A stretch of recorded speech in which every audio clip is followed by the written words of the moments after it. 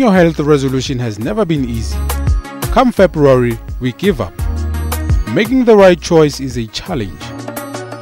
For 2015, I just want to see myself not a smoker anymore. My health resolution, I want to take care of myself. If you don't keep your body healthy, there are proper food that you have to eat. And ladies, please keep yourself in shape. Dancing is a form of exercise. Make a commitment to live healthier this year.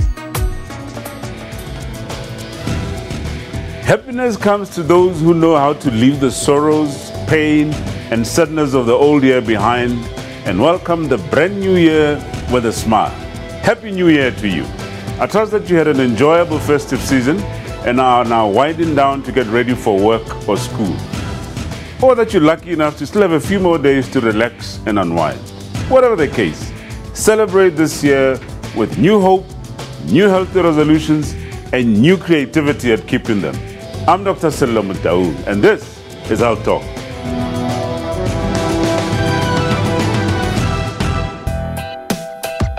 Have you spent most of your adult life trying to do what thousands, if not millions of people have said to do at the beginning of each year? Lose weight, quit smoking, cut down on stress, eat healthy, and so on. Well, a resolution is bound to fail if it isn't from your heart. When it comes to establishing a healthy lifestyle, small changes can make a big difference.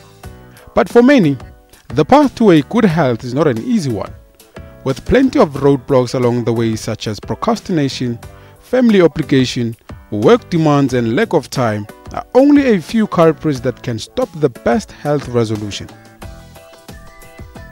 When you want to lose weight, do not be black and white about it. Do not attempt to cut down on major food immediately. Rather pick days off when you want to eat certain food instead of depriving yourself of food.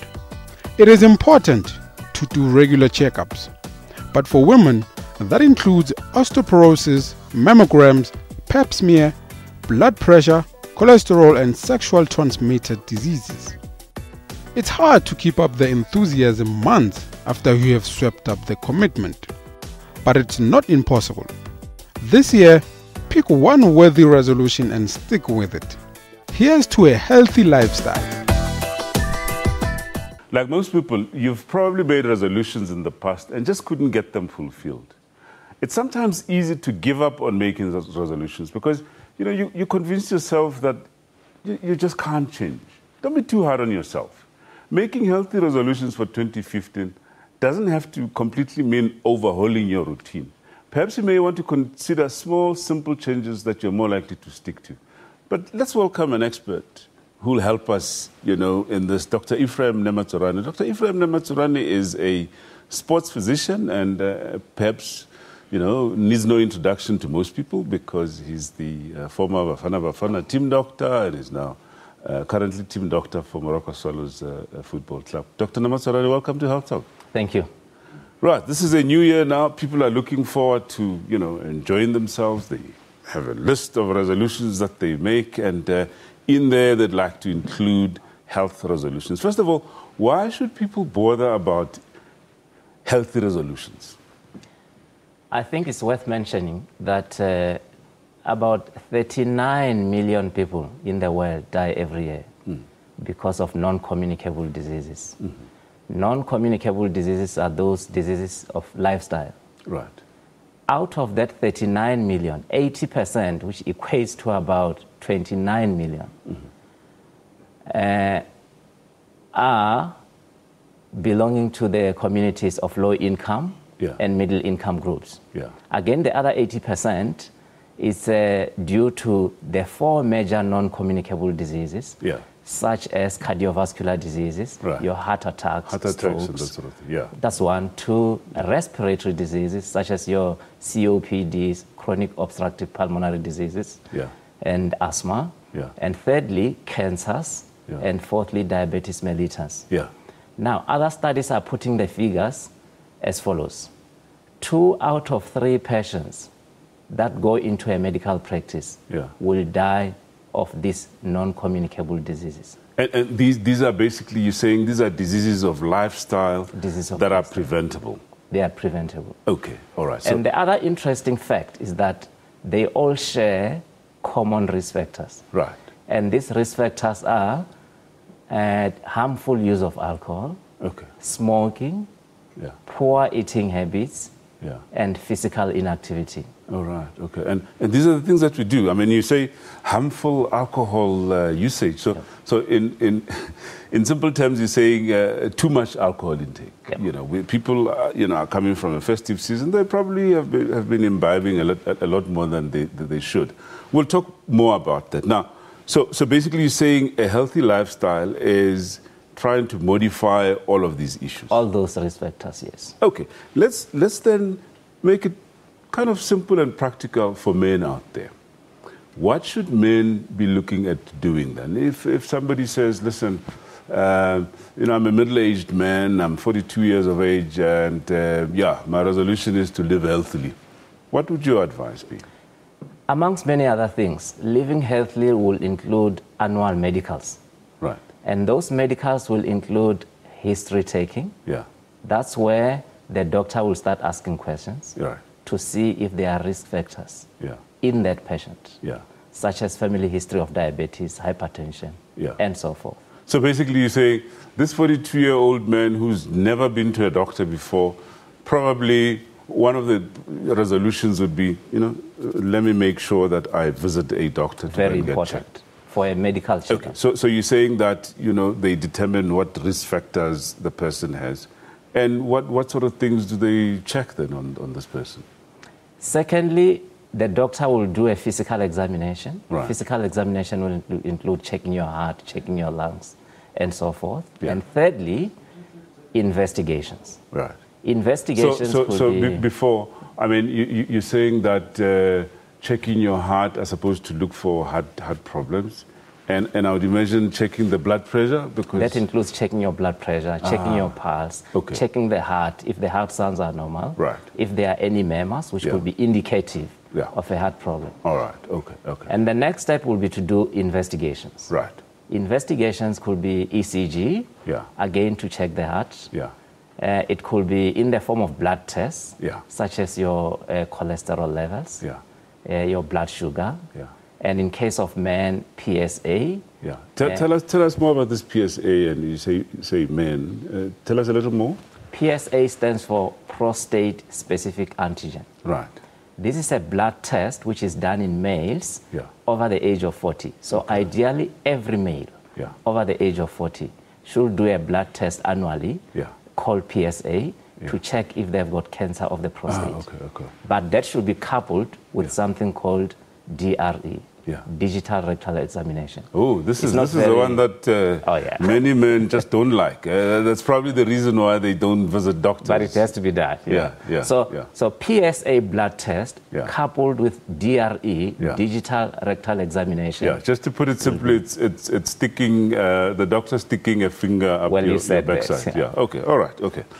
So PSA blood test coupled with DRE, digital rectal examination, increase the specificity of detecting cancer of the prostate. All right. So basically, here's this 42-year-old says, I've never been to a doctor before. Okay. Now at least there's reason. Knows that, look, there are these dangers that are out there called heart disease and stroke and what have you. At least I must go get checked to make sure that I don't have any of these, or nor am I at risk of developing these things. And the doctor will just check me, do some tests, do some blood tests, and that test that you mentioned, the PSA, and that digital examination, is it painful, by the way? Look, the PSA is not painful. Yes, it's invasive in that they are taking blood. Digital rectal examination is also not painful. In fact, I can go as far as saying it's painless. Okay, so there's nothing to fear. It might just feel a bit uncomfortable because the doctor, as you said, will be putting fingers at the back. What about a woman then? This 42-year-old, has a 37-year-old wife. What advice would you give? Females will go through the same thing as well.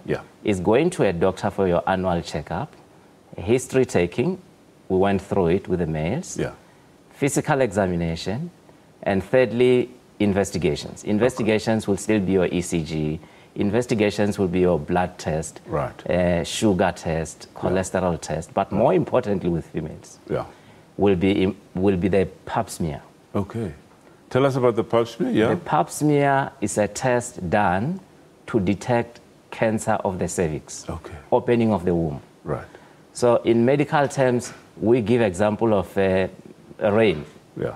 So it's always nice to be warned that it will be raining when the raining is still far, because then you can take cover. Okay. Similarly with cancer of the cervix, there's a test called pap smear that could be done, which can detect cancer when it's still far away. And then something can be done about it to make sure that it doesn't develop into cancer. Okay. And how often should these ladies be doing pap smears, and from what age? Pap smear should ideally be done on any female who is sexually active. Okay. So it could be a 16-year-old, as long as she's sexually active. Okay. It could be a 25-year-old. Yeah. So any female who is sexually active should do a pap smear. Okay. The pap smear will be, the first pap smear will be done. If it's negative or uneventful, then another pap smear should be done after 3 years. Okay. If it's negative, then it's every 3 years. All right. But if it's positive, your doctor will refer you to a specialist. Okay. For further management. What about tests for breast? You mentioned it's cancer of the cervix. The other important test is mammogram for females. So mammogram is a test to check cancer of the breast. Right. If cancer of the breast is detected early, it can also be prevented. Or it can be managed as well. When do we start doing a mammogram?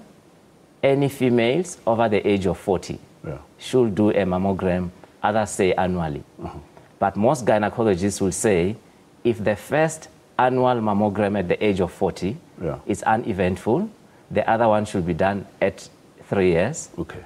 And then every 3 years. Okay. So this couple then at least go and see a doctor once a year and go through all of these tests. You mentioned alcohol and smoking.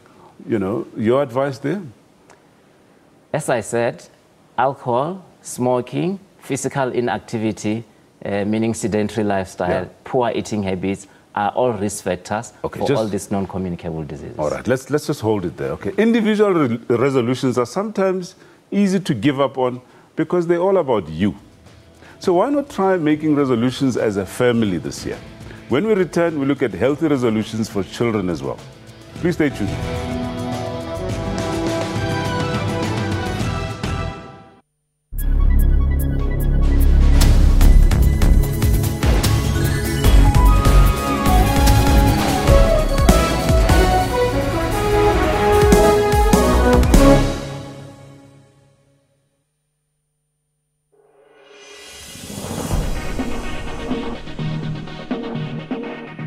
Had there been harmony between the South African government and the Nigerian government, which you know came through in the latter stages, the bodies would have been repatriated quicker. Now, we always get a lot of criticism as a public broadcaster, but just how far can media go in terms of reporting the facts? Watch Media Monitor Sundays at 9 a.m. on the SABC News channel. The 4-month-long strike at the post office is officially over for now. Workers have indicated to us that we must proceed with a dispute and we must lead them in the next industrial strike if it comes to that particular point. They felt betrayed by the intervention of our government through the minister, because that intervention simply backstabbed workers. A sophisticated network of illegal cigarette smugglers spread out across southern Africa. And many of the dodgy smokes land up here in South Africa. Is it this simple that you know that you're probably smoking an illegal cigarette if it's ridiculously cheap? It starts with consumers. So if you buy cheap cigarettes, you're not buying a bargain. That's Business News, weekdays at 6 p.m. on SABC News.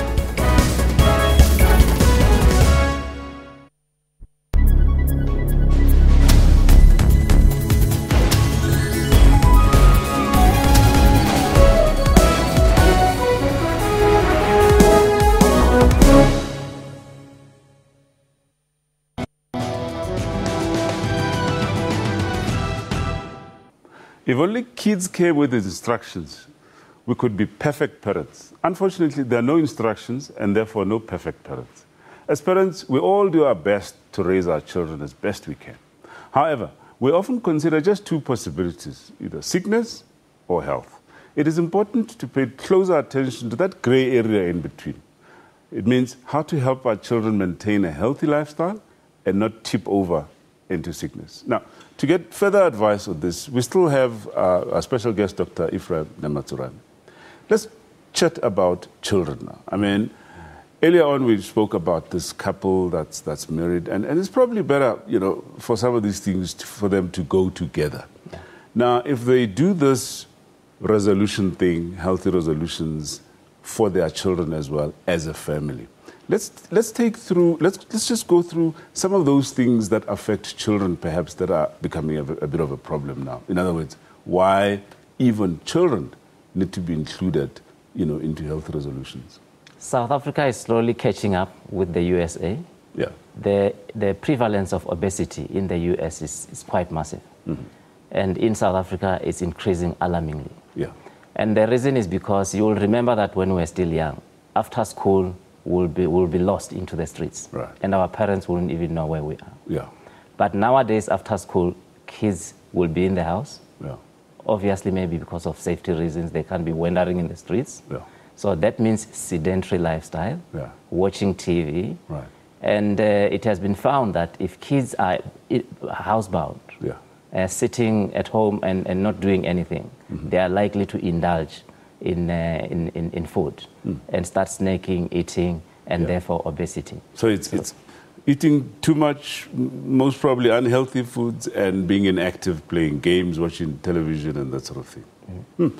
Now, maybe let's go through different, because children, obviously different ages. There's some children that are wholly dependent on the parents. So what tips can you give to parents now in terms of, those young ones, up to perhaps the age of 5 or so? The tips will be to engage them in physical activity. Obviously, they are too young to be doing exercises. Right. But every child should spend at least 30 minutes to an hour doing physical activities. Right. You want to make this as enjoyable as possible. You want to be with these kids. If it means going to the park, let's go to the park. Mm-hmm. In terms of healthy eating habits, eat together as a family, sit down as a family, and parents must encourage kids to eat well, mm-hmm. stay away from too much carbohydrates, right. stay away from too much sugars, and as I say, physical activity and outdoor activities with the parents as a family. Yeah. You mentioned something interesting there, stay away from carbohydrates. Children like sweets and sugary drinks and, processed foods and that sort of thing. Your advice to parents in terms of, what foods they give their children, and I suppose it goes on even to what lunch packs, they give the children. Yeah. Yeah.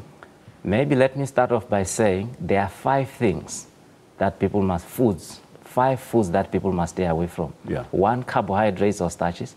2, sugars, as in fizzy drinks, and juices. Yeah. And remember, juices, even if it's 100% juice, there is sugar in there. Yeah. Thirdly, processed foods, as you mentioned. Yeah.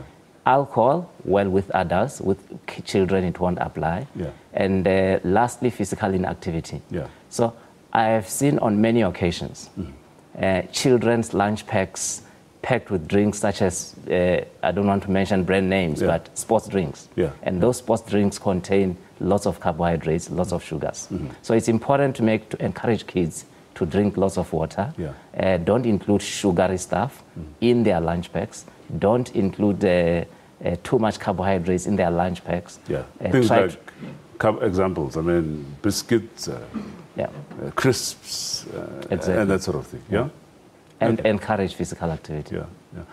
So with physical activity, I heard you talk about going to parks and that sort of, because, we all know that it's quite important that you inculcate habits in children at an early age, so that children grow up with these good habits going forward.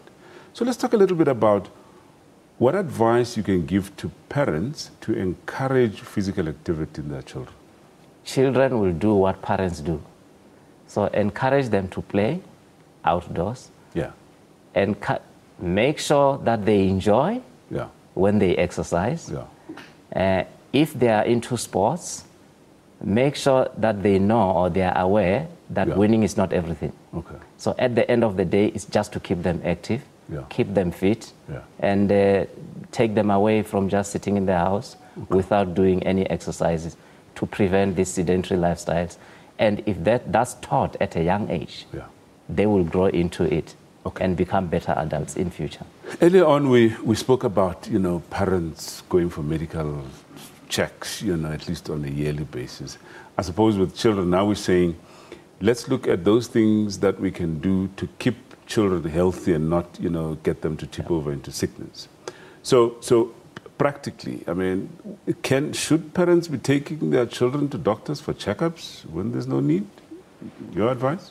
It's advisable to always take even children for checkups. Yes, the checkups won't be as intensive as with adults, because even the risk factors will be different. But it will be important to take them for checkups. Their checkups, unlike adults, will include dental examinations, optometric examinations. You'll be amazed how many kids at preschool are found with visual problems. And if those are detected early, they can be corrected. If they are not detected early, they can affect their learning abilities in terms of reading, in terms of studying, and so forth. Interesting. So it's important, yes, to take kids for medicals. Okay, let's leave the young children and talk about, the young adults. Sometimes they'd like to refer to themselves as such, or the adolescent kids. Your advice in terms of healthy resolutions for adolescents? Adolescents are almost going into adulthood.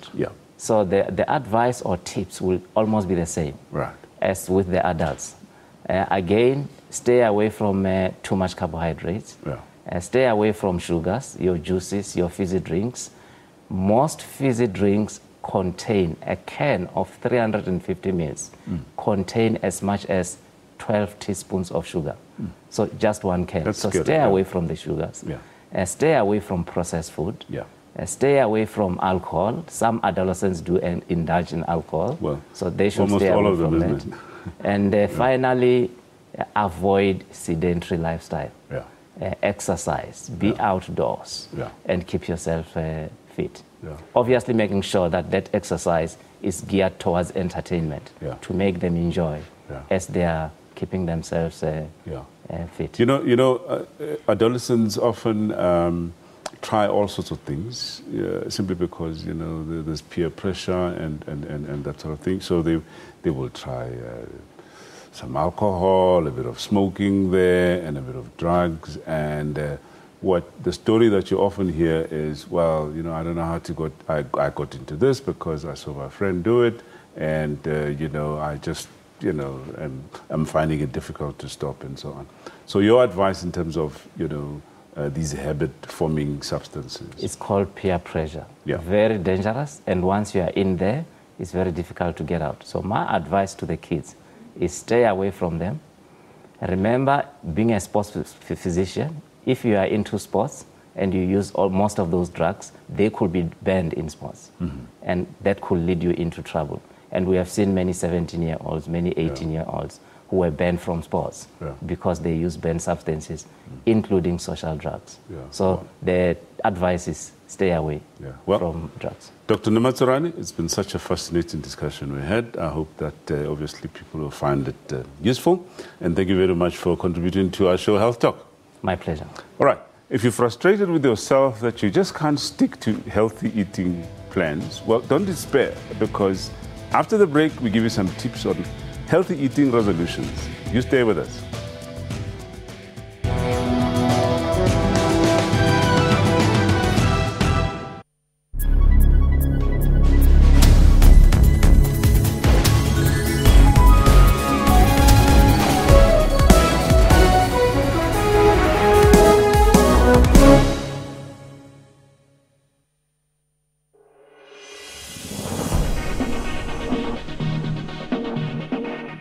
Had there been harmony between the South African government and the Nigerian government, which came through in the latter stages, the bodies would have been repatriated quicker. Now, we always get a lot of criticism as a public broadcaster, but just how far can media go in terms of reporting the facts? Watch Media Monitor Sundays at 9 a.m. on the SABC News Channel.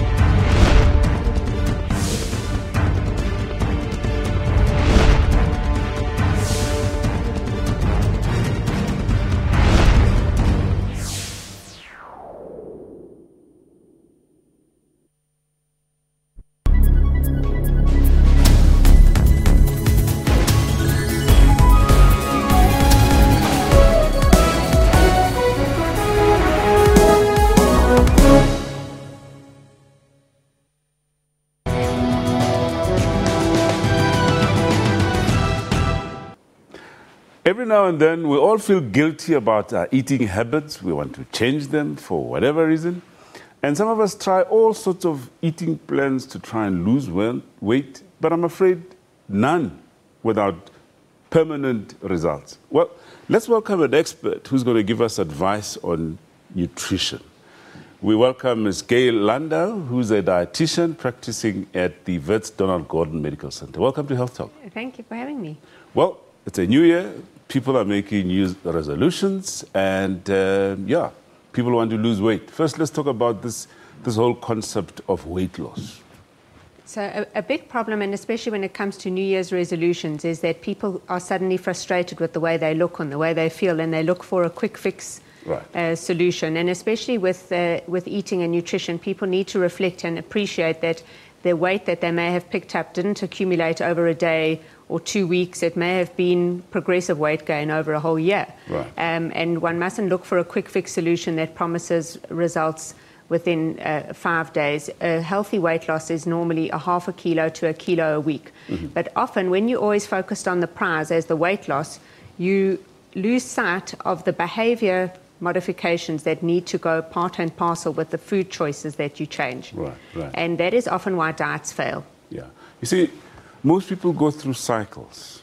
And again, it's simply because I guess, there's all sorts of information that we put out there about, the dangers of obesity because, the rising incidence of non-communicable diseases, So people, I would imagine through fear, get themselves into this state of saying, no, you know what? I don't want to get diabetes or heart attack or stroke or whatever, so I want to start losing weight. And they go through cycles. All right.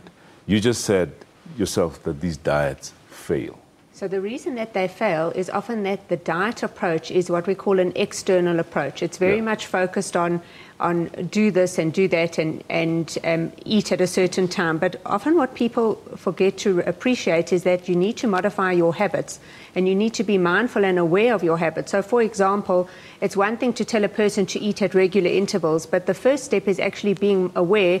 Are you eating because you're physically hungry? Right. Or are you eating just because you're bored or because it's a certain time of day? So often it's very helpful for people before they set out on doing any diet modifications would be almost to keep a food awareness diary and be mindful of, are you actually feeding yourselves at regular intervals? Because perhaps you're allowing yourself to get too hungry, and that's where your diet gets sabotaged because you've allowed yourself to get too hungry, and then you look for a quick fix food, which is generally a food that is very high in sugar and high in fat. Yeah. Or perhaps you're filling up on a lot of energy-dense fluids, such as cold drinks, or you're adding a very lot of sugar in your tea. So the first step is often the awareness of when you eat, where you eat. Do you eat in the car? Do you eat while you watch TV? Do you eat while you doing a whole lot of other things? How do you eat? Do you eat really quickly because you've allowed yourself to get so hungry, and so then you eat really quickly? So sometimes focusing on the behavior of eating as a first step, and then you set about a SMART goal in order to modify that behavior. Maybe we shouldn't talk about this word diet. We shouldn't use this word diet often because, it's got different connotations, and when people hear the word diet, they're thinking, oh, I'm on a diet, so it means I must eat less, or I must eat less of what I enjoy and that sort of. Maybe we should talk more about a nutrition plan, isn't it? Or healthy eating plan. But let's try and get practical about this. this is a new year. Here's this person who wants to lose weight or lose and maintain weight. Let's start from, simple things. Going out to buy groceries. What should people be including in a grocery list? So in the grocery list, we're trying to really emphasize that half your plate should be for vegetables. So the first thing that you need to be looking for at the grocery shops is what vegetables can I put into my trolley. Right. So looking for a variety of colors, your reds, your greens. It can be cooked vegetables, it can be raw vegetables. In the winter months, it could be salad. So now that it's summer, obviously cold vegetables can always accompany a meal. So you always want to go to your vegetable aisle and make sure that you've got a variety of vegetables and fruit. And I really would like to emphasize fresh fruit rather than fruit juice. Often we spend a lot of money on liquid energy, like fruit juice, flavored waters, and cold drinks, and that money could possibly be better spent on buying more nutritious food, such as fruit and vegetables. Okay. Then, just by the way, on the vegetables, so you're saying it's better to buy raw vegetables rather than cooked and processed, vegetables that are ready-made? It depends. If you're buying frozen vegetables, would have a good nutritional value, and then it obviously depends on your cooking method at home. Right. But yes, if you're going to a grocery shop that offers a deli counter, it would be, in that case, better to buy fresh that you cook yourself. Rather than something that is pre-cooked, because you're not always sure whether they've added a lot of butter or a lot of salt to those vegetables. So what you can prepare yourself is always better than pre-purchased, but certainly there's no harm in buying frozen vegetables. One can also make use of tinned vegetables. The only thing is fresh is always preferable to tinned, just because tinned is generally preserved with some salt. Right. And I suppose you can still grow some vegetables in your own garden, isn't that so? The easiest is to grow vegetables in your own back garden, but you can also, if it's not vegetables, you can certainly grow herbs, because herbs are something that can add a lot of freshness and flavor to your food. All right. And that's quite easy to grow in a kitchen. Okay, so you've bought vegetables, and then what else then do you put in your trolley? So you also want to look for variety. So if you're on a budget, you can look towards the legumes, which are a very affordable source of protein. So your legumes would be things like lentils, butter beans, baked beans, chickpeas, sugar beans. So all of those legumes offer an affordable source of protein. We can look towards our oily fish, and again, we can get affordable oily fish in the form of tinned pilchards and sardines, an excellent source of omega-3. If the budget affords, you can go for things like salmon, tinned salmon, which is also a source of oily fish. But if that's not affordable to you, even your fresh lionfish, trying to get at least 2 fish meals in a week is ideal. And if you can try to get the oily fish in, like the tinned pilchards, then that would be preferable. Another affordable protein source are eggs. And eggs make a nice versatile meal for many people. It's a good addition to a breakfast to help fill you up, and that could be a boiled egg or a poached egg or a scrambled egg. And for those who are working, one could take a hard-boiled egg to work. I haven't heard you mention red meat, like, wors, the good old wors and the steaks. And after the festive season. So generally in South Africa, we tend to eat a lot of red meat, and certainly from a heart health point of view, we would like to be, if we are going to buy red meat, try emphasize a lean cut of meat. What that means is a meat that doesn't appear to be very fatty, not with a lot of visible fat on the red meat. And then you must be careful about how you cook it. So we're trying not to go for too many bride and burnt type of meats, because that is associated with the increased risk of colorectal cancer, for example. But certainly having red meat less often, and more often fish and chicken and legumes especially, is preferable. But if you are going to have red meat, we're going to go for a lean cut of meat, maybe 2 or 3 meals at most a week. But that does include, if you take luncheon meat or any of those kind of cuts as part of your, that would include your 3 times a week. So just be mindful how often you're buying red meat. Okay, so here's this person now back at home. Let's talk about cooking methods and how you store some of the foods that you'd have bought now. Okay, so in terms of preparing a meal, it's important that your meal is visually appealing. And that means that when you cook your vegetables, be careful not to overcook them so that your green beans are still looking green by the time they go on the plate. So often for vegetables, one can just boil in a very little bit of water. Steaming is a good option. But often people go on a diet and they forget the flavor. And that is a big problem. So we need to enhance the flavor by using lemon juice, by using garlic, by using onion. Another thing which is important... What about salt? You can season with a little bit of salt. We say if you cook with salt, try not add extra salt at the table. Right. But fresh herbs can add a lot of variety and flavor to your meal. Yeah. And then one mustn't forget that it is appropriate to use some oil or fat in your diet. We preferably would like to go for the healthy fats like canola oil, olive oil and avocado pear, as opposed to oil that is deep fat fried. Yeah. But certainly adding a little bit of fat to the meal, so about a teaspoonful at least for a meal can add a certain palatability and flavor to your meal. So sometimes going completely steamed and boiled can be flavorless. Okay. And that may also be a reason why you are not compliant with the diet changes that you've implemented. All right. Okay, you've prepared the meals healthily. We're running out of time, but now let's talk about portion size. What you put on the plate, how much you put on the plate, and how often you eat. Yeah. So portion control is very interesting. The first thing you need to go back to is that food awareness diary that you had, and you need to be eating relative to your level of hunger. So there's some days that you may eat a greater serving and others a lesser serving. So it's very important to be in tune with how hungry you are when you start the meal. Generally, as a rule, we try to put half the plate for greens. Mm-hmm. So that's your first point of call, half your plate for greens. You want to add a little bit of protein because protein helps you to feel full. So protein would be your egg, your legumes, your fish, or your chicken or lean red meat. And as a guide, we would say a palm-sized serving. Yeah. And then your starchy food for energy would be rice, potato, millipap, sweet potato, baby potatoes, and we're talking about a fist-sized serving. Right. So in terms of portion control, you can use a plate model as a guide, but it is always important to rely on your internal signals as well and to regulate the amount you eat based on your level of hunger. Well, certainly very helpful tips indeed. Oh, there we're going to have to leave it. Okay, Landau, thank you very much for your contribution. Thank you for having me. When we come back, we now look at an active lifestyle. Please don't go anywhere.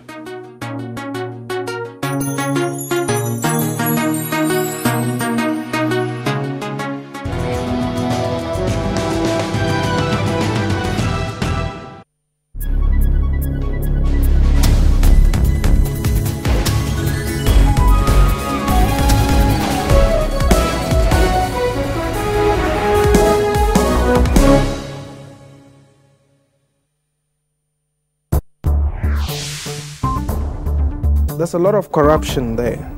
What are you doing with that? The word corruption is actually misplaced. Any elements of corruption must be rooted out and punished accordingly. SASCO is denying that there's any evidence of such. We've heard the allegations about students not assisting the situation. Why do you have to be pressurized to do your job, Mr. Msulu? We spend everything that we get given by government. It's an excuse. Who's failing you at government? Who's failing us at government? Who's not heeding your call? The government is the government. Is Dr. Blade Nzimande doing well? With what he has done, we want him to do more. We want him to deliver more. So he's failing. The Minister of Higher Education, don't put words in my mouth. Watch Question Time with me, Mpho Tsedu, Monday to Thursday at 5:30 p.m. on the SABC News Channel. The 4-month-long strike at the post office is officially over for now. Workers have indicated to us that we must proceed with a dispute and we must lead them in the next industrial strike if it comes to that particular point. They felt betrayed by the intervention of our government through the minister, because that intervention simply backstabbed workers. A sophisticated network of illegal cigarette smugglers spread out across southern Africa. Many of the dodgy smokes land up here in South Africa. Is it this simple that you know that you're probably smoking an illegal cigarette if it's ridiculously cheap? It starts with consumers. So if you buy cheap cigarettes, you're not buying a bargain. That's business news. Weekdays at 6 p.m. on SABC News.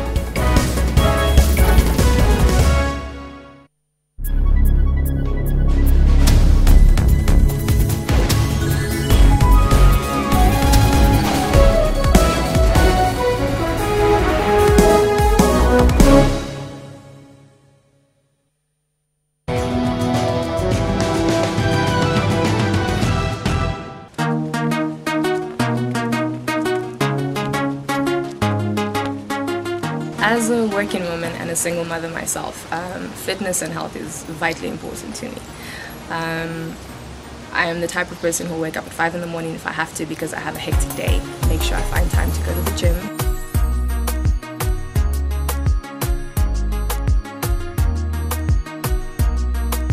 I love dance. I pole dance, which is great for core exercise. I do kizomba and salsa as well, which is fantastic.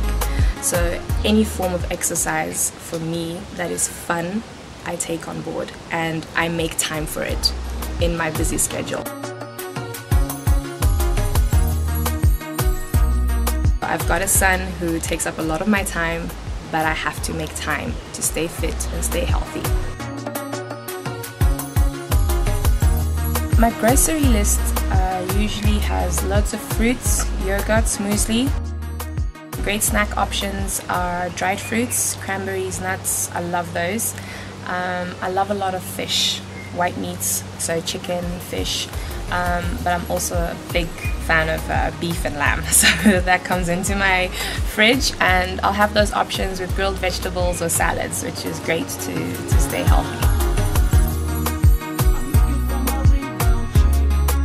With 2015 coming on board, I definitely advise a lot of women, especially working single mothers, to take on doing a lot more exercise. 45 minutes to an hour a day is sufficient, 3 to 5 times a week. It doesn't have to be in a gym. You can jog, you can cycle, you can take on dance classes. There's different forms of fun ways to exercise. The other thing that's most important is eating healthy.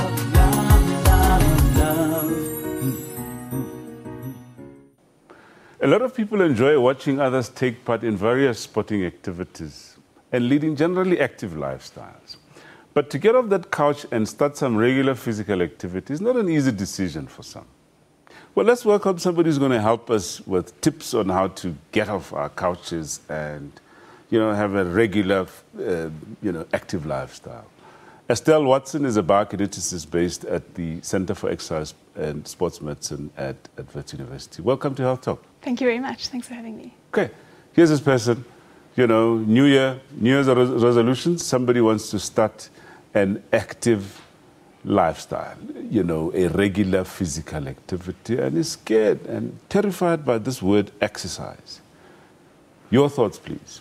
So my advice to that person would be to start slowly and progress slowly. Right. I think a lot of people associate exercise with, being really sweaty and red in the face and really being exhausted at the end of the session. And actually, it doesn't have to be like that. Right. So they could start off with something like 10 minutes a day, just walking around their neighborhood. Yeah. Maybe. But maybe before we get there, as we always say, it's always advisable that before they actually start any physical activity, they go visit their doctor, correct?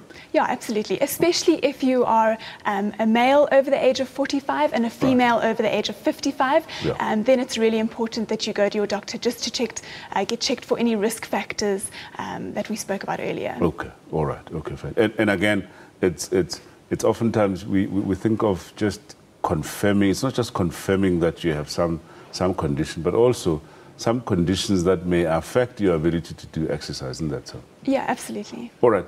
Now, we talk now about options. This person wants simple options. You see, the problem again with making resolutions is that people are finding it difficult to stick to them.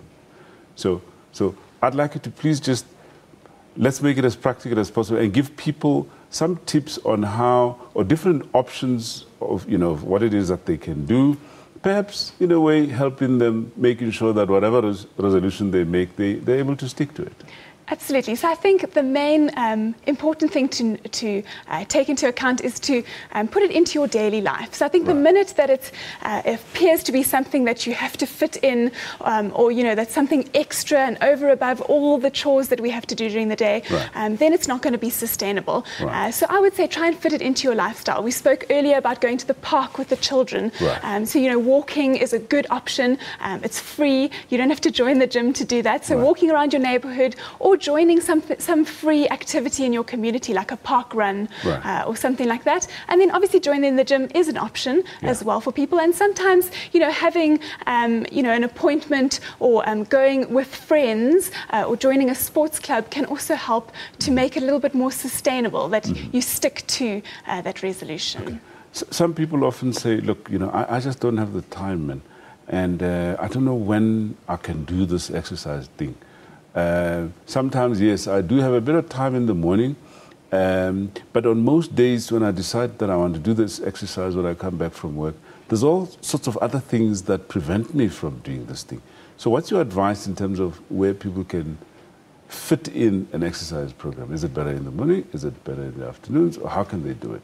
So I think it has to go in accordance with your life. Right. I mean, we would love South Africans, in order to improve their health, to do 150 minutes of exercise per week. So that equates to about 30 minutes a day. Right. But you can split that 30 minutes up, and you don't have to start with 30 minutes. Right. So you could do 10 minutes in the morning and then 10 minutes in the afternoon if time is an issue for you. And that can accumulate to your 20 minutes a day, which would be more than enough to get the health benefits of exercise. So you really have to try and fit it in. The second bit of advice I would give is that there's been a lot of research to show recently that sitting is the new smoking. So sitting at our desk throughout the whole day can actually be really detrimental to our health. So I would also advise people to just get up and walk around, maybe park a little bit further from the shops.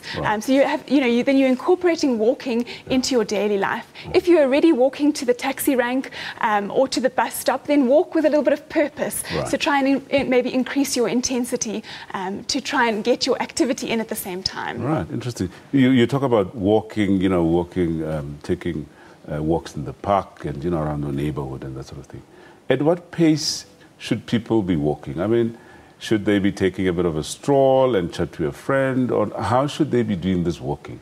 So I think that's one of our major problems, is that we actually probably do a lot of activity during the day. We just maybe don't do it at the intensity that would give us health benefits. Right. So that kind of intensity, you don't have to be, sweating or red in the face, but you just have, so you could still be able to carry out a normal conversation. Right. That's our kind of measure of intensity. So you feel like you're working, you should feel your heart rate increasing, and that it starts to become a little bit harder work, but you should always be able to carry out a conversation. Right. That would mean that you're exercising at a moderate intensity. So that kind of gives you a bit of an idea of moderate intensity. If your goal of activity is to improve your fitness levels for sport or competition, then you would want to exercise at a vigorous intensity, which is when you maybe can't hold out a conversation and you do end up sweating and those kind of things. So I guess then walking is a simple form of exercise that anybody can do. Absolutely. What about the elderly?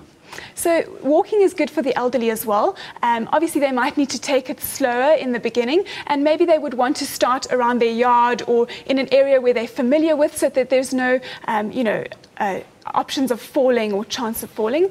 And then other exercises for the elderly is balance exercises are important. So things like trying to, shift your weight forwards and backwards, or if you can, holding onto a support, maybe lift your leg up so that you're standing on one leg. Those kind of exercises really get our brain in touch with our muscles and can help to reduce the risk of falling. The good thing about physical activity and exercise is that it builds our bone and muscle strength, which can help against or prevent against osteoporosis. Okay. Then a lot of people would often be a little bit reluctant, to, especially some of them equate going to the gym with lifting weights, and they see these, bulky youngsters and men who just pump a lot of iron as they wear. What can people do in terms of enjoyable weight training type of exercise? So there's some very simple exercises you can do. I even brought with me some TheraBand. Yeah. So if you don't have access to a TheraBand, you can even use something like an old stocking. Right. And exercises like this, or weight-bearing exercises, can be really useful to people who maybe are a bit scared of using the machines. Maybe they're foreign to them and they've never used them before. So using a TheraBand can be really easy to do and a great way of starting, because the resistance on the band is not too intense. Right.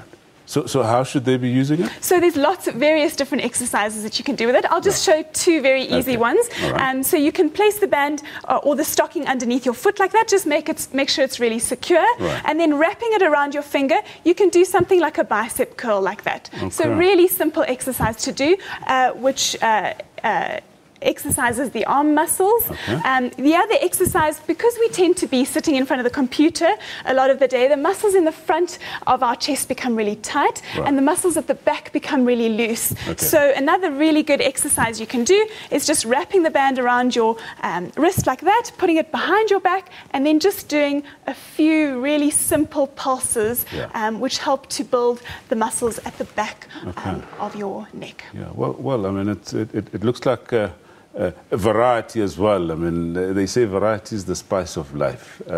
So when I mean, if I heard you correctly, is that you can try all different types of things as long as the message is that you enjoy them. Absolutely. So I think fun and building it into your everyday life will be really the keys to making it sustainable. I think we need to leave it on that fun note. Well, Estelle, thank you very much for contributing to our show, Health Talk, and all the best. Okay. Well, it's on that note that we come to the end of our show today. Join us again next week on SABC News. You can watch the repeat shows at 2 p.m. and 10 p.m. tonight, or you can watch Health Talk on YouTube. So from myself, Dr. Salam Taung, and the rest of the team, we wish you a fun-filled, prosperous, and healthy 2015. Goodbye, and thank you for watching.